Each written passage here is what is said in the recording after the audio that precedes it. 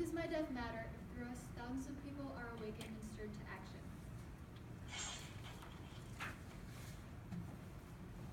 Sophie Scholl was executed on February 22nd, 1943, under conviction of high treason, demoralization, and aiding the enemy. She was a 21-year-old in the early 1940s, turning point of World War II.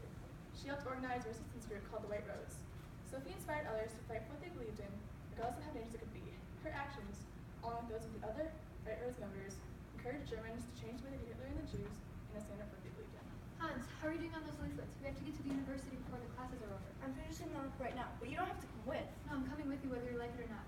Besides, it'd be easier for me to get through the SS than it would be for you. Fine. Put these in your bag and let's get back.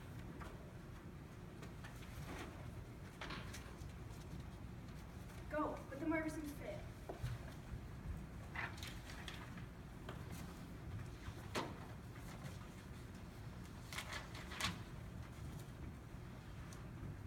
Is that all? No, I still have some more in my bag, and we didn't put any upstairs.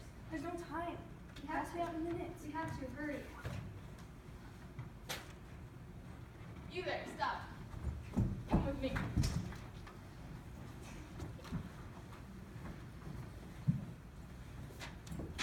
What is the meaning of these leaflets? Shaken and broken, our people behold the loss of the men of Stalingrad. 330,000 German men have been senselessly and irresponsibly driven to death and destruction by the inspired strategy of our World War I private first class. Here we thank you. Disgusting insulting to hear like this. What do you mean? Those aren't from us. We are apolitical. Apolitical? Do not make me laugh. It's true. What were you doing upstairs and not behind this? We were leaving class early, and I saw the sacks of paper, so I decided to push them over the ledge. My impulse control is not the best. I didn't think it to be any harm. Doubtful. You and your brother go to prison for this. No high treason can get you? Death. Only right back. Done. Hans, why are we doing this? No. We can't let this war go on any longer. Yeah, but what are a few papers going to do? Don't lose hope, Sophie. Think of all the Jews that are being slaughtered in vain for none other reason than for being Jewish. Think of your fiancé. He's still over there in Stalin.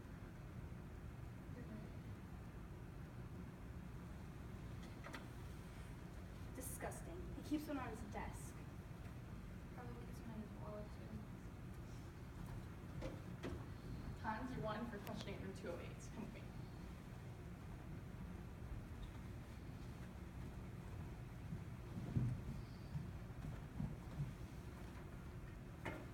Explain. I don't understand. Have you seen this before? No. Are you sure? It's not your death, you're home alone.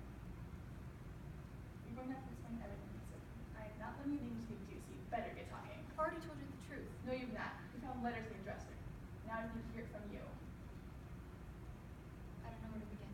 Start from the moment you're compelled to write these leaflets. Hans and I were convinced that Germany had already lost the war, and that every life sacrificed for this lost cause is sacrificed in vain. The sacrifice demanded at Stalingrad especially moved us to undertake something in opposition to the senseless shedding of blood. So we hit upon the idea of writing, producing, and distributing leaflets. The first were written shortly after New Year's in 1943. On January 25th, I took the express train to Augsburg at around 3 p.m. and arrived around an hour later. I carried 250 or so leaflets in my briefcase. I also admit that when running errands in the city, I placed papers in parked autos, telephone booths, and the like. I would now like to tell the truth about the events in the university this morning. I hereby confess that my brother and I brought leaflets into the university in the suitcase that was confiscated upon our apprehension. My brother carried the case while I stacked or scattered leaflets in various places. In my high spirits or stupidity, I made the mistake of throwing about 80 to 100 of them from the second floor and we were discovered. However, I do not regret any of this, and I believe that I acted correctly. That's all I have to say. You know the punishment for this. Yes, but I'm still issued a trial. I have a chance. If you are naive enough to believe that you can talk with this sentence, then I envy you. It's not naivety, sir. Rather hope.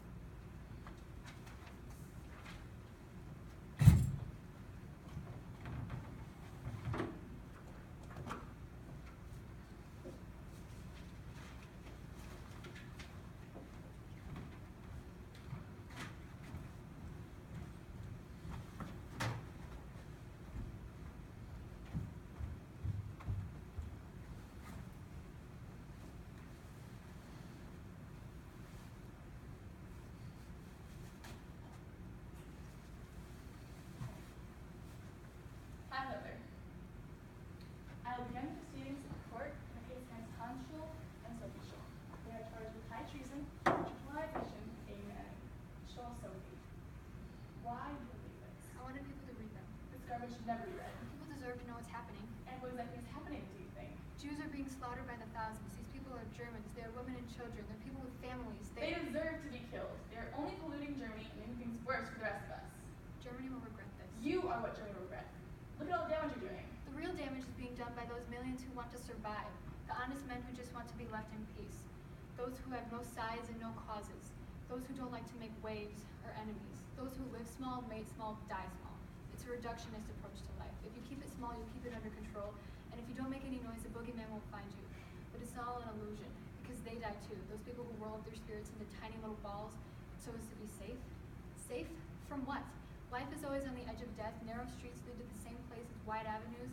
And a little candle burns itself out the same way that a flaming torch does. But I choose my own way to burn. Enough! I don't want to hear any more.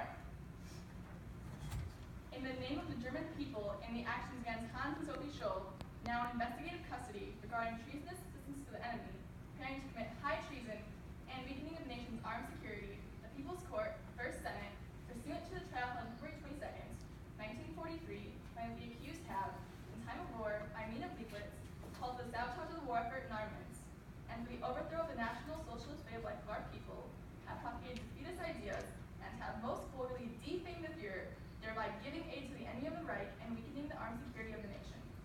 On this account, they will be punished by death. Hamilton.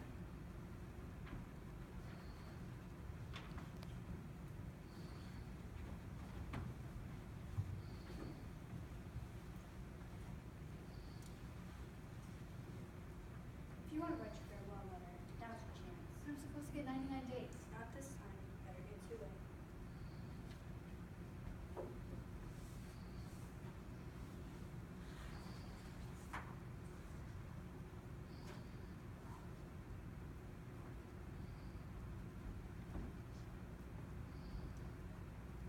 Hans is in the other room. Time's up.